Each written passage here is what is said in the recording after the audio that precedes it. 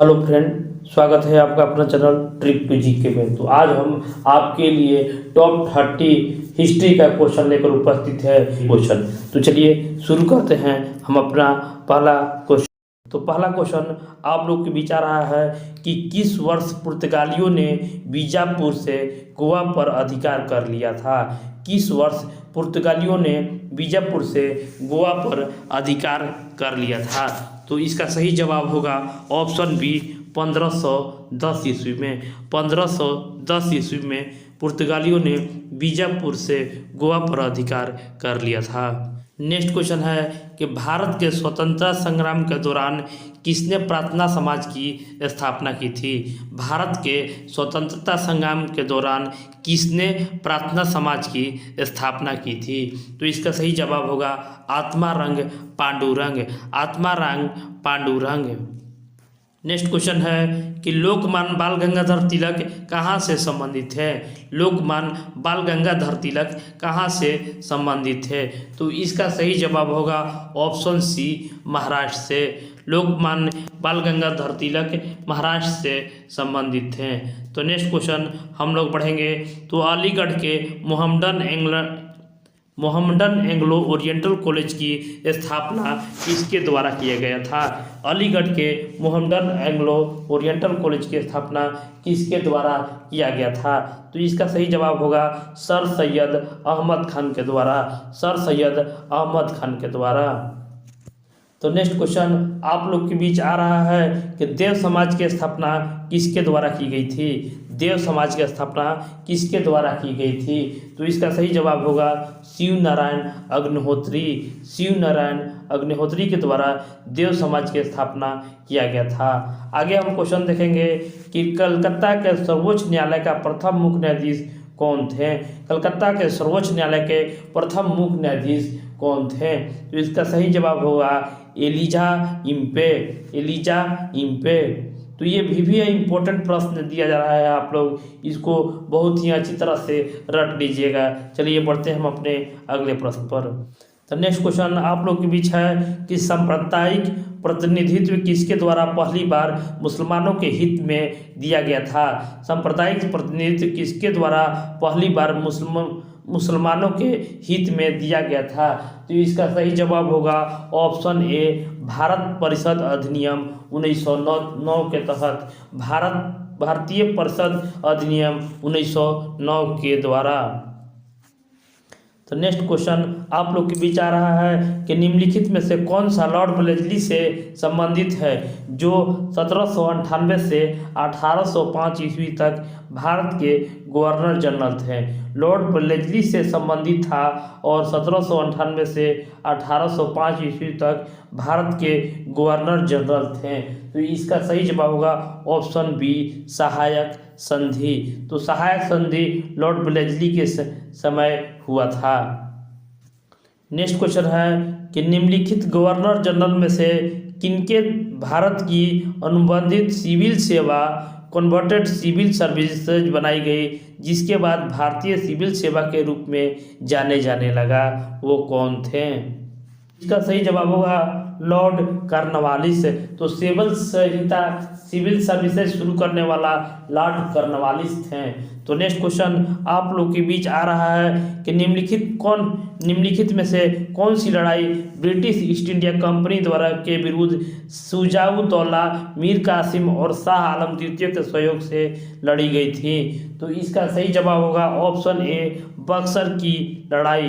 तो बक्सर की लड़ाई में शुजाउद्दौला मीर कासिम और शाह आलम द्वितीय के सहयोग द्वारा लड़ा गया था। तो अगला क्वेश्चन आप लोग के बीच है तो लखनऊ में 1857 के विद्रोह का नेतृत्व किसने किया था। लखनऊ में 1857 के विद्रोह का नेतृत्व किसने किया था। तो इसका सही जवाब होगा बेगम हजरत महल। बेगम हजरत महल। तो नेक्स्ट क्वेश्चन हम लोग देखेंगे कि 1857 के विद्रोह का तत्कालिक कारण क्या था। 1857 के विद्रोह का तत्कालिक कारण क्या था। तो इसका सही जवाब होगा ग्रीस कारतूस प्रकरण। कारतूस प्रकरण से यह संबंधित था 1857 विद्रोह का तत्कालिक कारण। क्वेश्चन है कि भारत के वयोवृद्ध पुरुष किसे कहा जाता है? भारत के वयोवृद्ध पुरुष की किसे कहा जाता है? इसका सही जवाब होगा दादा भाई नौरोजी को वयोवृद्ध पुरुष कहा जाता है। तो नेक्स्ट क्वेश्चन हम लोग देखेंगे कि भारतीय राष्ट्रीय कांग्रेस की स्थापना 1885 के द्वारा की गई थी। किसके द्वारा? किसके द्वारा? तो इसका सही जवाब होगा A.O. ह्यूम। A.O. ह्यूम जिसका पूरा नाम है Allan Octavian Hume. Allan Octavian Hume जिसका स्थापना जो हुआ था 1885 ईस्वी में हुआ था। और W.C. बनर्जी जो हुए वो पहले अध्यक्ष हुए। तो ये भी आप लोग को ध्यान में रखना है। चलिए बढ़ते हैं हम अपने अगले प्रश्न पर। नेक्स्ट क्वेश्चन आप लोग को भी जा रहा है कि किस वर्ष भारतीय राष्ट्रीय कांग्रेस की स्थापना हुआ था? किस वर्ष भारतीय राष्ट्रीय कांग्रेस का स्थापना हुआ था? इसका सही जवाब होगा ऑप्शन डी 1885 ईस्वी में। 1885 ईस्वी में भारतीय राष्ट्रीय कांग्रेस की स्थापना हुआ था और A.O. ह्यूम ने इसका स्थापना किया था। तो नेक्स्ट क्वेश्चन हम लोग देख लेंगे कि भारतीय राष्ट्रीय कांग्रेस के गठन के समय भारत के वायसराय कौन थे? भारत के वायसराय कौन थे? ये हमेशा क्वेश्चन आते रहता है, तो इसको आप लोग बहुत अच्छी तरह से देखिएगा क्योंकि बीपीएससी में हमेशा क्वेश्चन आते रहता है कि भारतीय राष्ट्रीय कांग्रेस के गठन के समय भारत के वायसराय कौन थे? इसका सही जवाब होगा लॉर्ड डफरिन। लॉर्ड डफरिन 1885 ईस्वी में वो वायसराय थे। नेक्स्ट क्वेश्चन है कि 1806 ईस्वी में कलकत्ता में कांग्रेस अधिवेशन की अध्यक्षता किसने की थी? 1906 ईस्वी में कलकत्ता में कांग्रेस अधिवेशन का अध्यक्षता किसने की थी? तो इसका सही जवाब होगा ऑप्शन डी। इसका सही जवाब होगा ऑप्शन डी दादा भाई नौरोजी ने। दादा भाई नौरोजी ने 1906 ईस्वी में अध्यक्षता की थी, जिसको हम लोग ग्रैंड ओल्ड मैन भी कहा जाता है, वयोवृद्ध पुरुष। तो अगला क्वेश्चन हम लोग देखेंगे कि बंगाल का विभाजन कब हुआ? बंगाल का विभाजन कब हुआ? इसका सही जवाब होगा 1905 ईस्वी में। 1905 ईस्वी में। तो 19वां प्रश्न आप लोग के बीच आ रहा है कि ईस्ट इंडिया एसोसिएशन की स्थापना किसने की थी? ईस्ट इंडिया एसोसिएशन की स्थापना किसने की थी? तो इसका सही जवाब होगा दादा भाई नौरोजी ने। दादा भाई नौरोजी ने ईस्ट इंडिया एसोसिएशन की स्थापना किया था। तो नेक्स्ट क्वेश्चन हम लोग देखेंगे कि भारतीय स्वतंत्रता संग्राम के संदर्भ में निम्नलिखित में से किसे कांग्रेस में उदारवादी नेता के रूप में जाना जाता है? किसे उदारवादी नेता के रूप में जाना जाता है? इसका सही जवाब होगा गोपाल कृष्ण गोखले जो थे भारतीय स्वतंत्रता संग्राम में उदारवादी नेता थे।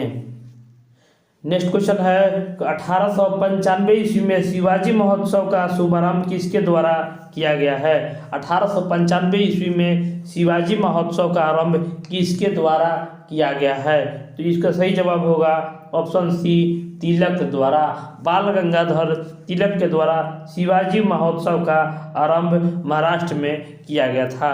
नेक्स्ट क्वेश्चन है कि निम्नलिखित में से किसे प्रेस की मुक्तिदाता के रूप में जाना जाता है?